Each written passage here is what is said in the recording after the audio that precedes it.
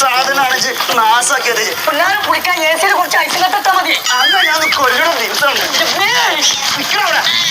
എനിക്ക് വെച്ച കിട്ടി നന്നൊക്കെ നന്നൊക്കെ വയ്ക്കുന്ന ഇറങ്ങാനിട്ട് പിടിച്ചും ഗ്യാസ് നാസാക്കി കുടിച്ചോണ.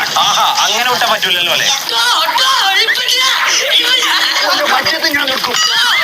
ചോനെ ഉള്ള കായ്ക്ക് മുഴുവൻ പെരുന്നാളായിട്ട് ആ പടക്കം വാങ്ങി പൊട്ടിച്ചോ? എന്താടാ